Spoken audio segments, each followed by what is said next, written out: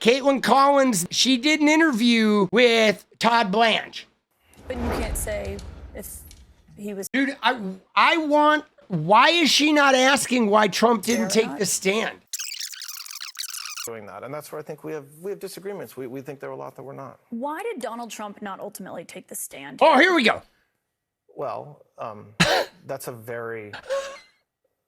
There it is. Question to him. There it is. All right, this is what we were waiting for. Why did Donald Trump not ultimately take the stand here? Well, that's a very personal question to him and to me, honestly. He's real like, oh, well, that's just so... It's like she just asked him to explain the theory of relativity, right?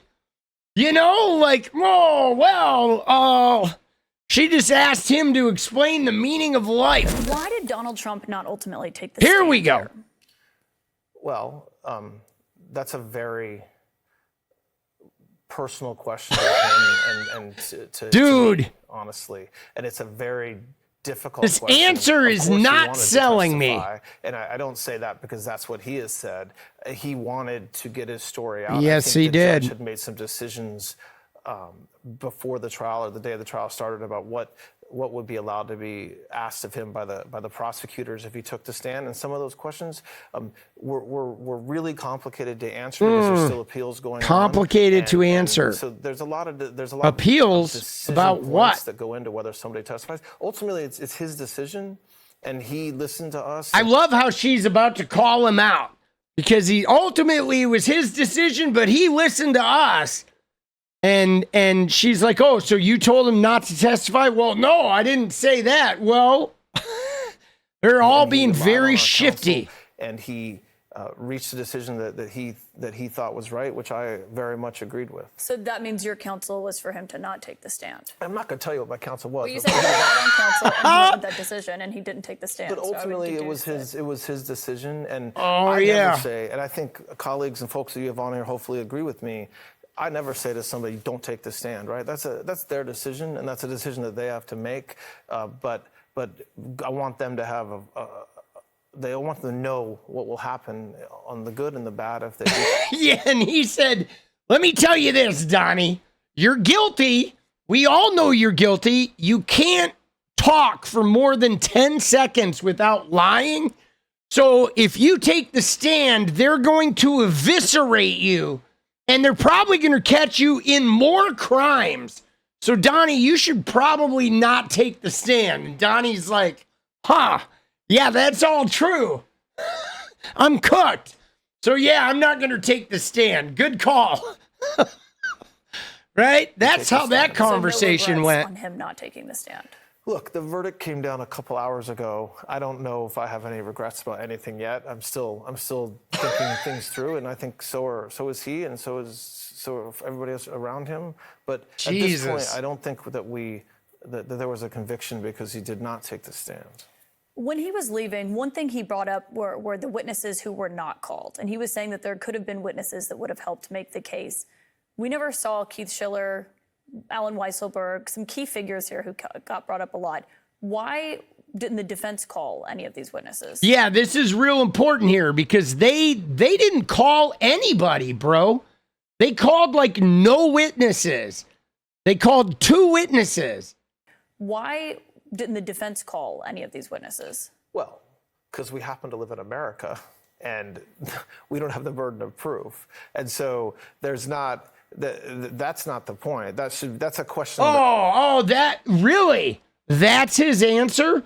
They didn't call witnesses because they don't have the burden of proof. No, of course. You don't have to prove anything. Your job is to disprove, right? So if you had witnesses that disprove this case or could question the burden of proof, why wouldn't you call them? Like, holy hell. A loaded question that should not be asked of a defense attorney or a defendant. The question that we asked the jury, and they ultimately obviously got passed, is why why the prosecution didn't call those witnesses, right? You, as a defense attorney, you don't go into a case saying, I'm going to fill the holes of the prosecution, right? And no, you go into a case saying we're going to call the witnesses that show that our defendant didn't do it or will cause questionable, reasonable doubt. I know, dude. What is this answer? This is the worst fucking answer I've ever heard. Oh, yeah. It's their job to prove the case, and we're going to let them prove the case without disrupting it with our witnesses. Who the would hire that lawyer? Oh my God, if I'm on criminal trial and I say, hey, are you going to call all the witnesses that will exonerate me? My lawyer says, no, we're going to let the prosecution call all the witnesses. And if they call witnesses that sink you, we're not going to call any witnesses to refute it. I'd be like, huh, you, bro, you're fired. I'm going to fill the holes of the prosecution, right? And Keith Schiller and Wow. some of the other witnesses that were not ultimately called, in our view, should have been called by the prosecution. And we asked the jury to take a hard look at that. I don't know whether they did or not, but they convicted. Todd Blanche, I have a few more questions for you. If you'll stick around, Dude, we're going to take a quick commercial break. Why didn't he call Keith Schiller, bro? That's the worst answer, bro. Will independent voters be influenced by Donald Trump being a convicted felon? Maybe, yeah. I think there's a very strong chance that a lot of people are going to be unable to even think about voting for Donald Trump. This doesn't have anything to do with Joe Biden. Joe Biden has to worry about the people who are mad at him for Gaza. Joe Biden has to worry about people who might be mad that, they feel like America's not recovering from the pandemic strong enough. He might have voters that are upset that he's not been really more vocal about trying to codify Roe versus Wade after the Supreme Court ruling.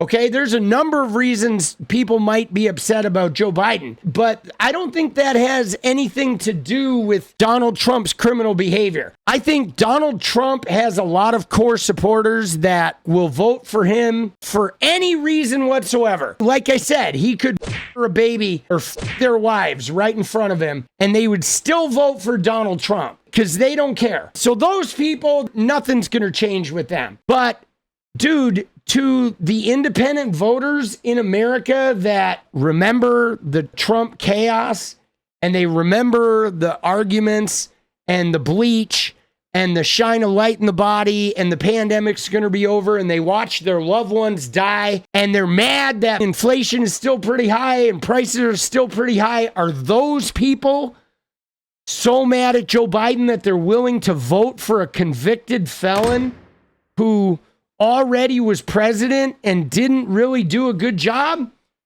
and all he did was sow chaos for 4 years? Are they going to now vote for that guy after he's a convicted felon? I don't know. I'll be honest.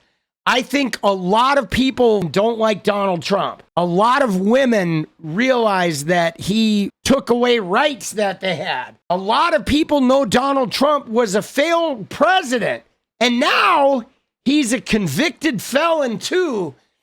Man, I don't think this helps Trump at all, bro. I think there's going to be a lot of Republicans who are not going to show up and vote because they can't vote for a convicted felon. That's what I think. I think that's going to be real hard. There's not going to be a lot of independent voters that are now going to be like, oh yeah, I was really not sure who to vote for, and now my choices are this old guy who's trying really hard to turn the country around and passed an infrastructure bill and is trying to help people get out of debt, trying to eliminate junk fees, trying to lower our drug costs. Okay, maybe he hasn't done a great job, but he's trying. Or we got this motherfucker who cheated on his wife multiple times, paid them off, and got convicted of felonies trying to get elected the first time? Are we going to vote for a convicted felon who cheated to get there the first time and didn't even do a good job? Man, I don't think so. I think this hurts Trump real bad. Yeah, this one's a big one, man.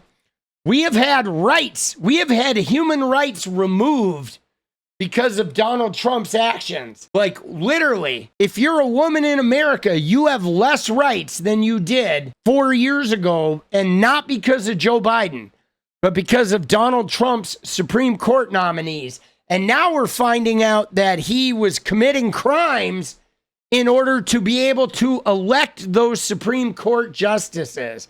That's pretty damning for him. I don't know how he recovers from that.